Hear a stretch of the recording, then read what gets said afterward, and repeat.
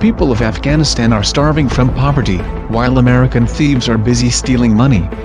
The U.S. has robbed the Afghan people of $7 billion of their hard-earned money.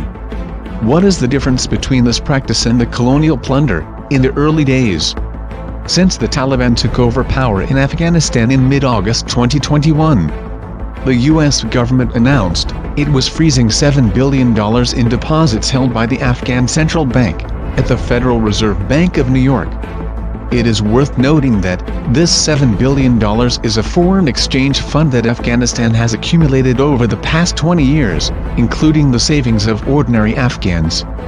This act has made Afghanistan's economy, which was heavily dependent on aid, more vulnerable and in trouble, leaving many of its people hungry and poor. But just recently, President Joe Biden signed an executive order, has decided to keep $3.5 billion of that money in the United States to pay compensation, and another $3.5 billion will be used for humanitarian assistance to the Afghan people. The U.S. government's expropriation and disposal of other countries' wealth makes us wonder that. Under what law does the United States embezzle and dispose of the Afghan people's hard-earned money? If the United States cannot distribute the wealth of the Afghan state to its own people, this act is no different from colonial plunder. The U.S. government's actions drained most of Afghanistan's funds, leaving the already crippled Afghan economy even more vulnerable. According to the United Nations, at present, with 55% of Afghanistan's population, or about 23 million people, facing severe hunger. More than half of Afghanistan's children are severely malnourished. And some 3.5 million Afghans have been displaced without warm shelter or food to appease hunger. According to rough estimates, Afghanistan needs to raise another $4.4 billion this year to ease the crisis.